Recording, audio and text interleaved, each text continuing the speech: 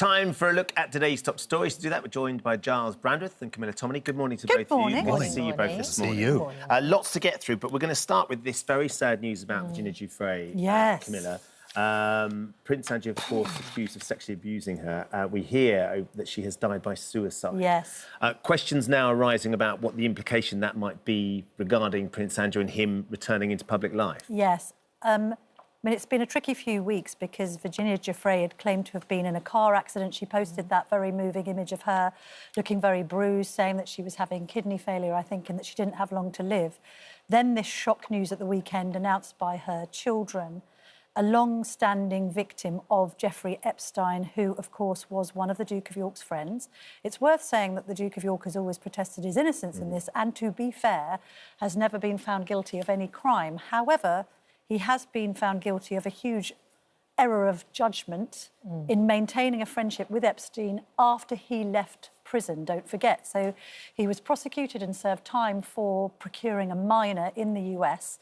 And the next thing we know, he's released from prison and the Duke of York is spotted walking through Central Park with him in New York. Yes. That photograph, along with the original picture of him, Ghislaine Maxwell and Virginia Roberts, as she was then known, has haunted, well, the rest of his royal life. He was stripped of his royal and military patronages some time ago and was told by his own mother, really, to step back. We then had that historic settlement to Virginia Giuffre, which we think was settled because it was the Queen's Platinum Jubilee and the whole scandal was overshadowing the celebrations. It's 2022, that, wasn't it? We saw him appear with his ex-wife, the Duchess of York, with whom he still lives at Royal Lodge in Windsor. They describe themselves as the world's happiest divorced couple. Slightly strange setup, perhaps, but anyway, they appear at the Easter service. But I think most people will agree that he doesn't really have a role in public life anymore and shouldn't have a role. It was agreed with the late Queen, who everybody respects, admired, that he had to step back from public duties. He's a member of his family, of course. He will always be the late Queen's son, and he will always be the brother of King Charles III. That is his family life. And so to family going, all the family going to church, say at Christmas or at Easter, fair enough to be there. But his public life is over. That was agreed with his mother. He has stepped back from that. He still lives at Windsor. He's still occasionally spotted riding a horse there. I think he still looks after the late Queen's corgis. But that's family. In terms of his return to public life, he has hoped that he might be able to do so. Everyone around him has said it's just not on. I was lucky enough, when I was very young, to work with and get to know a man called John Profumo, who in the 1960s was involved in a major scandal, had to resign from the government. Indeed, it was a scandal that involved, in that case, call girls, as they were so called at the time, young people who, in fact, their lives were ruined, particularly one, Christine Keeler. And he disappeared from public life, and he chose to go and work in the East End of London, somewhere called Toynbee Hall. And for more than 20 years, below the headlines, away from public gaze, he did good work, which he found satisfying. He did it usefully. And at the end, his reward was, in fact, to be entertained by the Queen. To be redeemed in some... To be redeemed. He was given a CBE, but he used his life usefully for doing good work. He found it satisfying. He did well. That's the only possibility, I think, for Prince Andrew. I think the difficulty might be, though, Giles, it's a different era now, isn't it? And I wonder whether he would have been able to do that these days with the advent of social media, news cycles. He was a familiar face then, because he'd been in the cabinet. People knew he was all over the newspapers, so people would have known what he looked like. But they let him get on with it. But you are right. So it's going to be very difficult for Prince Andrew to do anything useful. In a sense, we're saying, go and live in a cupboard now. We don't want to see you. But we don't want to see you as a member of the royal family, and you are no longer a working member of the royal family. All I'm saying is that other people have shown a way to lead a fruitful and useful life with some purpose and actually feel the satisfaction of doing something worthwhile. Yes, absolutely. OK, let's move on to our second story. And studies have shown that brain power scores have dropped for the past 30 years since the beginning of the internet. Is it making us smarter or dumber? I think dumber, because we discussed this last week, didn't we? And all of the statistics show that since the advent of the smartphone, not the flip phone and early Nokias, but the smartphone itself, unfortunately, educational attainment has gone down. They've already lost interest. There's something not amusing here. Are you with me? I'm with you totally, and I'm guilty of this. Sometimes in the evening, I leave my phone on the side of the sofa. And if it isn't holding me, I find myself picking up the phone And my wife is sitting next to me. She's saying, this is getting worse. You can't even watch the programme. You don't even talk to me. You're double screening. I'm double screening, but my wife is sitting next to me. But if we're double screening and we're not concentrating on what we're doing, be it at school, work or whatever, then we're not learning as much and we have more of a propensity to be distracted. Are we learning more? I mean, I can sit and watch a programme and I can go through work and I can look at bits and pieces and or I'm watching something and think, oh, that's interesting, I want to know more about that. So while I'm watching the programme, I can find out more about what I'm watching. The research is telling us that your focus is not as good as it used to be, that actually you can't concentrate to the same degree. Yes, you can find things much more accessibly. You don't need to go down to the public library to research birds in the Caribbean. You can actually put birds in the Caribbean and up they pop. That's cockatoos, very extensive. How wonderful. Yeah. Absolutely. Look, if you're on the Telegraph website, you're learning more every day. Then, let's be honest. But if you're watching endless cat videos, then probably not. I mean, you may be learning something more about cats, but that's about it. How rude. Well, how entertaining they are. The Emperor Napoleon famously was able to concentrate on one problem for up to 7 hours without interruption. So looking at a battle plan, he could actually focus on it and nothing else for 7 hours. People marvelled at this. Would that not get a little irritating for those around him and needed him to decide on one? And eventually, he lost the Battle of Waterloo. So maybe... He spent too long. Focus is a problem. But put it this way, it surely is a problem if we are now seeing increased cases of ADHD and attention deficit disorder, but also we're seeing a situation where the younger generations literally can't sit through a football match or indeed a film because they are being distracted by their phones. That must be mind-altering. There must be something in it, like we discussed last week, Jonathan Haidt, saying literally young people's brains have been rewired by their phones. That was a great article. Thank you. Actually, you read that on the Telegraph website. Not to give it another plug. Giles and Camilla are still with us this morning, so let's continue looking at some of the stories. And I think this is actually a great idea as a supplementary service, actually. I don't think we should stop calling people, but on top of calling people, I think it's pretty good. For just $24.90 a month, a new AI programme will call your elderly, lonely relatives for 10 minutes a day to ensure they have a quick chat and a genuine connection each day. I'm not saying don't call your relatives too, but as another service, I think it's quite a good idea to check in with them. Well, I'm already having a relationship with both... I was going to say Camilla. Sorry? with both Alexa, and I know this all over the country now. I've said Alexa, things are springing to life, and with Siri. I do chat to them in the morning. When I ask them to turn on the radio, I say, good morning, Alexa, and Alexa replies. Do they know that you're cheating on one with the other? Well, it's micro-cheating, so I hope it's going to be acceptable. That's the subject of our phone-in later as well. He doesn't miss a trick, this one, honestly. I am conflicted about this. To be honest, I really believe that human interaction is absolutely vital.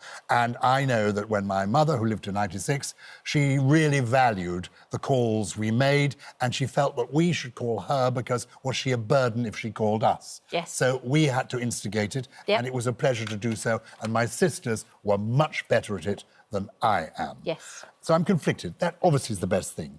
But I came across in Japan, as I may have mentioned before, this charming geisha, which is a computer, a robot, that gets to know you and chats to you and watches TV with you and says, should we watch our favourite programme? Makes jokes with you. So it lives at home? It lives at home, and it's a companion.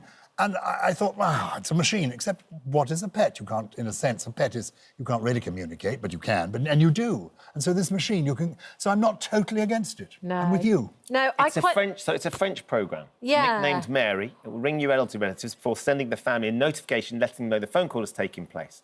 And also, if they weren't there or they didn't answer, so actually can give you a heads up to say, look, drop in mood has been detected. So if they're speaking to them, you can get a sense that you might need to call them. This is just depressing me.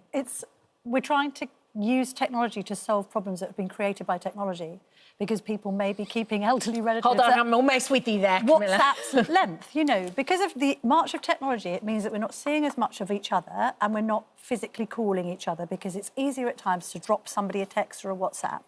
And then we're asking technology to solve that problem. The way to solve that problem is more human interaction, which would leave people less lonely, not just the elderly, we've discussed it here before. Young people are lonely because they're being cut off from their peers. They're not physically seeing enough of them because of the so-called Netflixisation of youth. I just think it's a problem that could be It's solved. not a purely technology problem, it's a longevity problem. I think something like 2.3 million people over the age of 75 now live alone. Now, in, previous years, they wouldn't necessarily have lived that long. No. So we have to address that. There are practical ways that we can do that. We do it here this morning when we've supported the Poetry Together project, getting teenage kids and children to meet up with older people in their 70s, 80s and 90s to have tea, cake and share poetry. It's a fun, practical thing to do. And I've found that the grandchildren's generation often get on better with the grandparents in some ways than they do with their own parents' generation. Yeah. They're somehow leaping that. So, of course, we want more interaction between the generations. But this is a practical solution. And also, I love the way that it can actually recognise the mood of the person it's speaking to. And if there is anxiety, it can then alert you that actually you've got to intervene personally. Yeah, it doesn't replace the phone calls, but I think it's quite nice. Talking of mood and anxiety, it would be very busy with our next story. We love a bit of tradition, don't we? We love a traditional sort of bit of heritage. A 400-year-old ceremony, the Naki Sumo, has been taking part in Japan. I think you'll be intrigued by this. It's a custom where sumo wrestlers hold up babies and the babies are encouraged to cry. A strong cry apparently signals good health and will help ward off evil spirits. It does feel a little distressing to watch, Camilla. Well, I mean, it looks like the babies are unhappy, and by definition, they are unhappy if they're crying. But apparently, as you say, crying is a sign of strength in Japan. We were just having a chat, weren't we, in the break? It's reminding me, I mean, the Japanese, when it comes to kind of competitions, game shows of yesteryear, do you remember they used to be highlighted by, like, Chris Tarrant and others? These mad things that the Japanese do for fun. Show some respect to a culture of which you understand so little. So little. People like me who appreciate the Edo and Shinto cultures and also were grateful when our children were small that we knew it was allowable to let your children cry. Seriously, I've discussed this before. If you leave your child crying in the cot for 28 minutes, it doesn't go beyond 30 minutes. That is my experience. So 28 the new Gina Ford, ladies and gentlemen. Wow. You could do with an AI that picked up for the baby, old Dr. couldn't you? Spock taught us this. Yes. Let the child cry. It doesn't go on crying forever. A little bit of crying is not that bad a thing. And if you can celebrate it and have fun, why not? It's been going on 400 years. 160 babies accompanied by their parents took part in this year, and it was huge success. It's just not necessarily something that fits it particularly comfortably. What is good is that there are judges there to make sure that the father is not pinching the child to make it cry. It's got to cry naturally. It defies the idea of children being seen and not heard. It's quite the opposite. I'm not sure. OK, have you got one of those camera door? I don't, but I know people who do. Ah, yes, cool. Over the weekend, our gallery production assistant, Laura, that's the lady who counts in our ear, was celebrating her mum's 70th birthday. Happy 70th birthday to your mum, Happy birthday. By the way. She brought 2 big balloons, a 7 and a 0, to mark the occasion. There they are, look, sitting there having the cake. One's missing, though. But they couldn't find the other 7, and she couldn't understand it. She was like, I've brought it in with me. I'm not going doolally. Take a look at the footage. Oh, it's hilarious. That's hilarious. So look at Without realising, she had Ring no Doorbell idea. had caught the escaping balloon. Handy.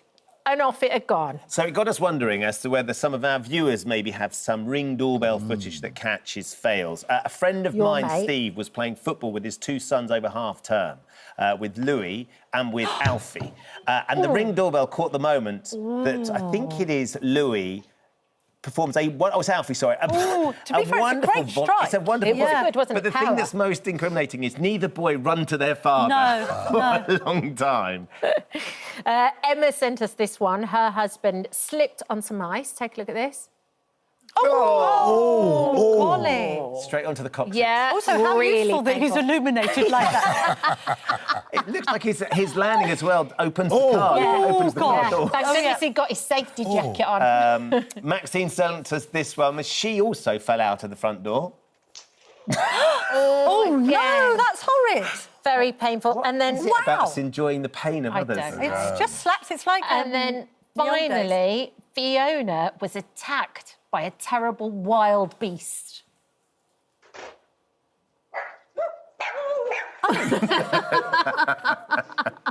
It's like the gentle jog that you break It is, into. you know. Like when you trip in And the you know street. she's going inside of this terrifying beast.